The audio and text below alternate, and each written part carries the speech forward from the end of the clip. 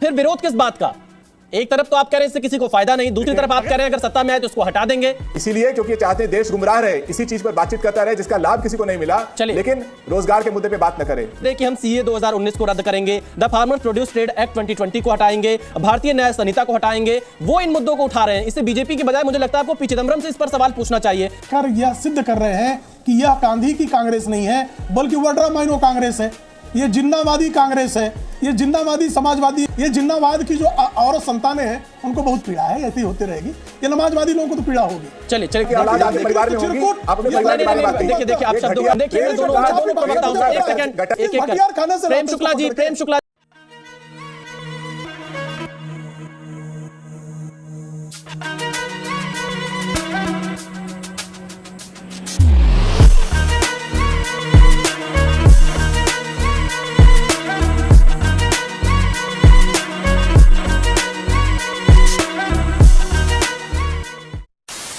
नमस्कार दोस्तों, स्वागत है आप सभी का। आप देख रहे हैं द खबरी शो। दोस्तों, आज की डिबेट वीडियो होने वाली है बीजेपी के प्रवक्ता प्रेम शुक्ला और समाजवादी पार्टी के प्रवक्ता घनश्याम तिवारी के बीच में। दोस्तों, कांग्रेस के वरिष्ठ नेता चचा चिदंबरम ने बयान दिया है कि अगर इंडी गठबंधन की सरकार बन जाती है तो हम सबसे पहले सीए कानून को रद्द कर देंगे। अब दोस्तों, इसी को लेकर चल रही डिबेट में जब न्यूज एंकर ने समाजवादी पार्टी के प्रवक्ता से पूछ लिया कि आप सीए कानून को खत्म क्यों करना चाहते हैं, तो समाजवादी पार्टी के प्रवक्ता का कहना था कि ये कानून किसी काम का नहीं है, इससे कोई फायदा नहीं है।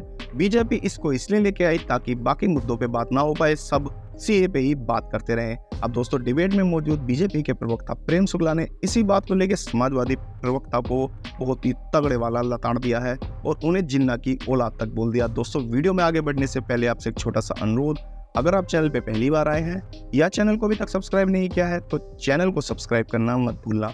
चलिए मेन वीडियो स्टार्ट करते हैं। सवाल आपसे है कि सीए क्यों हटाने की बात कह रहे हैं यहां पर पी चिदंबरम? देश का प्रमुख मुद्दा महंगाई है। ये डर कि अगर भारतीय जनता पार्टी सत्ता में आती है तो सिलेंडर 2000 रुपए का हो जाएगा, पेट्रोल 200 रुपए का हो जाएगा, और वो जो चुनिंदा पूंजीपति हैं जो भारतीय जनता पार्टी को इलेक्टोरल बॉन्ड जैसे माध्यम से चंदा लो धंधा दो जैसे माध्यम से चंदा देते हैं, भारतीय जनता पार्टी को 13,000 करोड़ का चंदा मिला है, इनका फायदा होगा। ये प्रमुख मुद्दे हैं। जहां तक सीएए की बात है या एनआरसी की बात है, मैं उस पर थोड़ा सा रिसर्च कर रहा था। मैं ये देखता हूं कि अमित शाह जी ने कहा एक बार दिसंबर 2019 में कि सीएए भी लाएंगे, एनआरसी भी लाएंगे। उसके बाद मैं देखता हूं कि उसी महीने दिसंबर 2019 में प्रधानमंत्री जी ने कहा कि सीएए लाएंगे, एनआरसी नहीं लाएंगे, इसका कोई लेना देना नहीं है। उसके बाद इन लोगों ने जो कानून बनाया, जब भारतीय जनता पार्टी के प्रवक्ता बोले तो उन्हें बताना चाहिए कि पिछले 10 साल में कितने लोगों को नागरिकता दी गई है, कितने लोगों ने आवेदन दिया है नागरिकता के लिए। अगर किसी कानून में आंकड़े का आधार नहीं है तो वो कानून देश के लोगों को गुमराह करने के लिए बनाया गया है। इसलिए बनाया गया है कि हम आप इस पे बहस करें, रोजगार में बहस न करें। मैं इस सवाल का जवाब लेता हूं, लेकिन एक बुनियादी सवाल यह है कि सीए कानून किसी की नागरिकता छीनने का कानून नहीं है, तो फिर विरोध क्यों? बात तो सही है। ये तो आप भी जानते हैं कि सीए कानून में कहीं दूर दूर तक नहीं लिखा है कि किसी की नागरिकता जाएगी। जिस कानून की कैंपेनिंग अमित शाह 5 साल से कर रहे हैं, 5 साल हो गए, लेकिन आप मैं एक व्यक्ति के बारे में नहीं बता सकते जिसको इससे लाभ मिला हो। 5 साल एक इतनी बड़ी महुअत की सरकार एक कानून के बारे में प्रचार करती है जिसमें प्रधानमंत्री और अमित शाह जो गृह मंत्री हैं उनका मतभेद है। जो मतभेद के लिए प्रधानमंत्री जी ने दिसंबर में रामलीला ग्राउंड में 2019 में, आज से 5 साल पहले रैली की थी, उसको किसी का फायदा नहीं हुआ। फिर विरोध किस बात का? एक तरफ तो आप कह रहे हैं इससे किसी को फायदा नहीं, दूसरी तरफ आप कह रहे हैं अगर सत्ता में आए तो उसको हटा देंगे। तो क्या स्टैंड क्लियर नहीं इंडिया गठबंधन का सीए के मुद्दे पर? विशाल जी, सीनियर एडवोकेट ए के वाजपेयी जी नहीं, अमित शाह नहीं इस सवाल का जवाब दे सकते। Report of joint committee on CAA 2016 में जो प्रेजेंट किया गया वो दोनों हाउस में जनवरी 2019 में आया। जनवरी 2019 से लेके ये अप्रैल 2024 हो गया। ये सरकार या इसके सहयोगी ये नहीं बता पा रहे कि इसका फायदा किसको हुआ, इसका नुकसान किसको हुआ। मैं बता सकता हूं। जब ये सरकार इस तरह के आर्ग्यूमेंट में आपको उलझा दे कि मुसलमानों का फायदा हो रहा है, नुकसान हो रहा है, ये इनके खिलाफ है, उनके खिलाफ है, तो ये चाहते हैं कि इस पे बहस हो। इस पे जितनी बहसें हो चुकी हैं इस देश में, हजारों बहस हो चुकी है इस पे, भारतीय जनता पार्टी के हजारों बयान हैं, लेकिन आपको 1000 लाभार्थी नहीं मिलेंगे। इसीलिए क्योंकि ये चाहते हैं देश गुमराह रहे, इसी चीज पर बातचीत करता रहे जिसका लाभ किसी को नहीं मिला। चलिए। लेकिन रोजगार के मुद्दे पे बात न करे, महंगाई के मुद्दे पे बात न करे, बेटी बचाओ के मुद्दे पे बात न करे। जिस तरीके से देश के संविधान को तोड़ा मरोड़ा जा रहा है, जिस तरीके से इलेक्शन कमीशन हर बार देश की जनता के सामने नाकारा साबित हो रहा है, उससे लेकिन बात न घनश्याम करे। तिवारी जी, ये इन मुद्दों को चाहती है आपको सरकार, पी इसीलिए चिदम्बरम इस जी को मुद्दे को ला समझाना रही है। चाहिए, जो ये बयान दे रहे हैं कि हम सीए 2019 को रद्द करेंगे, the farmer produce trade act 2020 को हटाएंगे, भारतीय न्याय संहिता को हटाएंगे, वो इन मुद्दों को उठा रहे हैं। इससे बीजेपी की बजाय मुझे लगता है आपको पी चिदम्बरम से इस पर सवाल पूछना चाहिए। क्या बढ़िया था गुरु। यहाँ पर समाजवादी पार्टी पी चिदम्बरम का ये साफ तौर पे कहना है कि सीए को हटाएंगे अगर सत्ता में आएंगे, और घनश्याम तिवारी कह रहे हैं कि आप लोग गुमराह कर रहे हैं सीए के मुद्दे पर देश को।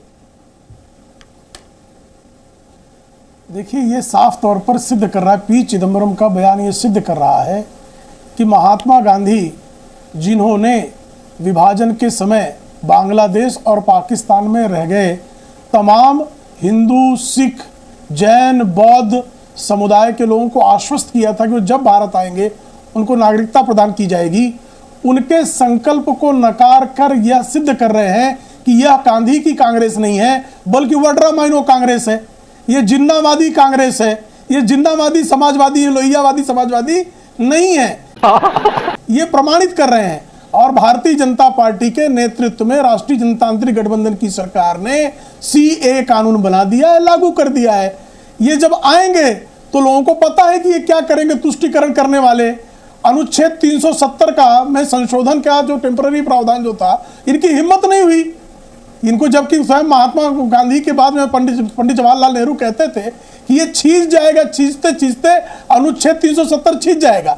को तो पीड़ा होगी ना विशाल जी, तो ये पीड़ा बारंबार प्रकट करते रहे।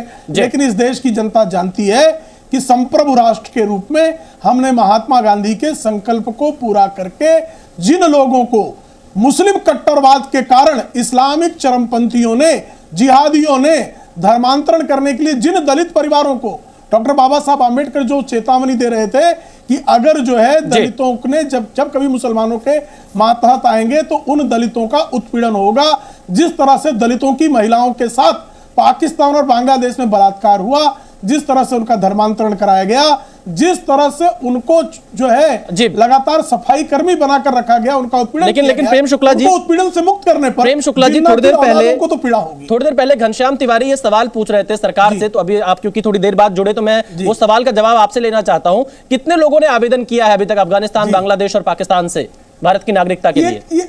ये गृह मंत्रालय का प्रश्न है, ये गृह मंत्रालय से प्रश्न लिया जाना चाहिए, वो उत्तर देगा। घनश्याम तिवारी जो है खाम सवाल पूछकर जो है ये जिन्नावाद की जो औरत संतानें हैं उनको बहुत पीड़ा है, ऐसी होती रहेगी। गृह मंत्रालय से आप ये प्रश्न पूछेंगे तो गृह मंत्रालय उसका उत्तर दे देगा। ये नमाजवादी लोगों को तो पीड़ा होगी। चलिए घनश्याम तिवारी जी जवाब दीजिए। आपके ऊपर तुष्टीकरण का आरोप लगा रहे हैं घनश्याम तिवारी, और माफ कीजिएगा प्रेम शुक्ला जी, कि तुष्टीकरण करने वालों को दिक्कत हो रही है सीए और धारा 370 से।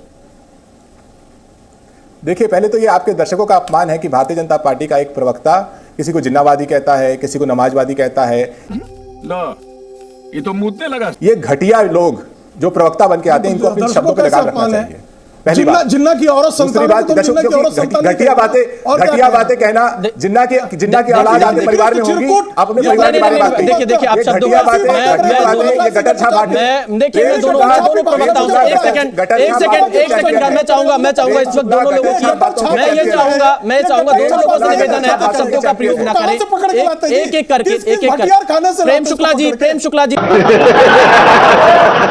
देखिए आप दोनों लोग सम्मानित प्रवक्ता हैं, आप दोनों लोग सम्मानित प्रवक्ता हैं। मैं चाहूंगा मुद्दों पर रहें, मुद्दों पर बातचीत करें, एक दूसरे पर निजी आरोप लगाने से कोई फायदा नहीं है।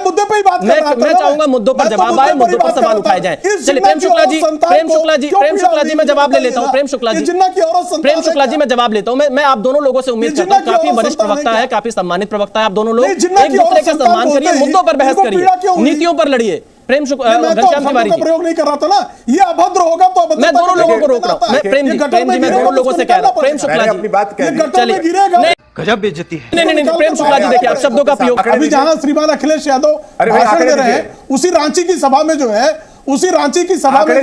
राजद और कांग्रेस के लोगों ने एक दूसरे का सिर फोड़ दिया।